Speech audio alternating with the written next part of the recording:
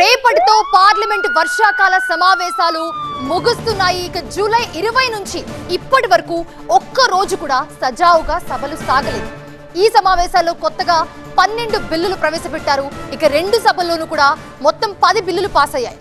లోక్సభలో మాత్రమే 2 బిల్లులు పాస్ అయ్యాయి. అందులో ఒకటి ట్రిబ్యునల్ రీఫార్మ్ బిల్ అండ్ రెండోది కేరళ రాష్ట్రం పేరు మార్చే బిల్. ఈ 2 బిల్లులు మాత్రమే పాస్ అయ్యాయి. ఇక ఆగస్టు 3 తర్వాతే బిల్లుల పాసింగ్ వేగం పెరిగింది.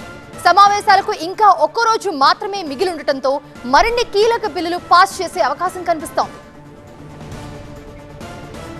సో ఇప్పటి వరకు పాస్ అయిన బిల్లులు ఒకసారి చూద్దాం. నంబర్ 1 పబ్లిక్ ఎగ్జామినేషన్ సవరణ బిల్. ఇది నీట్ ఉద్యమం తర్వాత ప్రవేశపెట్టి ఆమోదం పొందిన బిల్. ఇక నంబర్ 2 వందే మాత్రం బిల్. దీని తర్వాత నంబర్ 3 జనన మరణాల నమోదు సవరణ బిల్. నంబర్ 4 సుప్రీంకోర్టు న్యాయమూర్తుల సంఖ్య సవరణ బిల్. నంబర్ 5 ఎంఎస్ఎంఈ డెవలప్మెంట్ సవరణ bill. Number 6 taxation and other laws సవరణ bill. Number 7 bankers books evidence bill. Number 8 tribunal reforms బిల్లులు. ఈ మొత్తం కూడా ప్రస్తుతం పాస్ అయ్యాయి. మిగతా బిల్లులు పాస్ అయ్యే అవకాశం కూడా కనిపిస్తుంది. ఈ సమావేశంలో ఏం తేల్చుతారో చూడాలి. ఇక కీలకమైన ఎఫ్సిఆర్ఏ బిల్లును జేపీసీకి పంపే అవకాశాలు కూడా కనిపిస్తున్నాయి. ఢిల్లీ హైకోర్టు మాజీ న్యాయమూర్తి జస్టిస్ యశ్వంత్ వర్మ నివాసంలో నగదు లభించిందన్న ఆరోపణలపై విచారణ కమిటీ నివేదికను ఈ రోజు లోక్సభలో ప్రవేశపెట్టనున్నారు. ఈ నివేదికపై తదుపరి పార్లమెంటరీ చర్యలు కీలకం కానున్నాయి.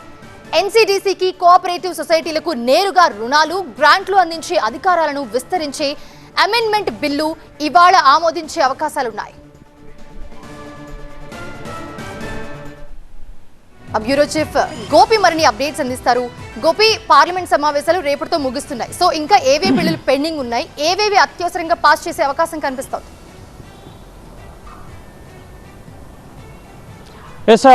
రేపటితో పార్లమెంట్ సమావేశాలు ముగియబోతున్నాయి. వీటిని ఎక్స్టెండ్ చేసే ఆలోచనలో కూడా కేంద్రం లేదు. అలాగే ప్రత్యేక సెషన్ నిర్వహించే ఆలోచనలో కూడా కేంద్ర ప్రభుత్వం లేదు. ఇప్పటికే విపక్షాల ఆందోళనలు ఇటు ఉభయ సభల్ని కూడా కుదిపేశాయి. మెజారిటీ బిల్లులన్నీ కూడా ఎటువంటి చర్చ లేకుండానే ఆమోదం పొందిన పరిస్థితి ఉంది. ఒక్క పబ్లిక్ ఎగ్జామినేషన్స్ అక్రమాల సవరణ బిల్లు, ఏదైతే నీట్ పేపర్ లీక్కి సంబంధించిన అంశంపై చట్టం తీసుకురావడం జరిగిందో, సవరణ చట్టం కఠినమైన శిక్షలు, ఫాస్ట్ ట్రాక్ కోర్టులు ఏర్పాటు చేస్తూ, సో ఆ బిల్లుపై మాత్రమే పార్లమెంట్ ఉభయ సభల్లో కూడా సమగ్ర చర్చ జరిగింది. మిగతా బిల్లులు, జన మరణాల సవరణ బిల్లు కానీ, వందే మాత్రం కానీ, లేక ఇటు కేరళ పేరు మార్పు బిల్లు కానీ, ఈ విధంగా బ్యాంకర్స్ బుక్స్ సవరణ బిల్లు, చాలా బిల్లుల పైన ఎటువంటి చర్చ లేకుండానే ఉభయ సభలు ఆమోదం పొందాయి. ఇంకా కొన్ని బిల్లులు పెండింగ్లో ఉన్నాయి. ముఖ్యంగా ఎఫ్సిఆర్ఏ విదేశీ విరాళాలకు సంబంధించిన నిర్వహణ సవరణ చట్టానికి సంబంధించి జేపీసీకి పంపించాలని చెప్పి విపక్షాలు డిమాండ్ చేస్తున్నాయి. కాంగ్రెస్ అలాగే టీఎంసీ లాంటి పార్టీలు అసలు ఈ బిల్లే ఉపసంహరించుకోవాలని చెప్పి డిమాండ్ చేస్తున్న నేపథ్యంలో సో బిల్లు ప్రవేశపెట్టి దాన్ని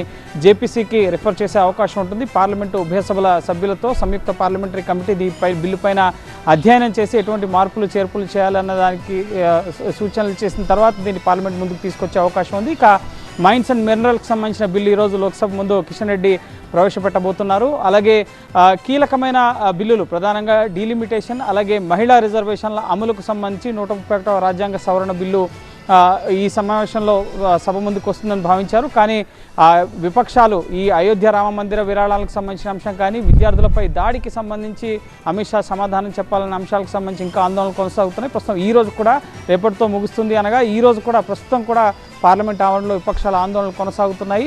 అమిత్ షా చర్చకు సిద్ధంగా ఉన్నారు విద్యార్థుల ఆందోళనకు సంబంధించిన కేంద్రం చెప్తున్నా.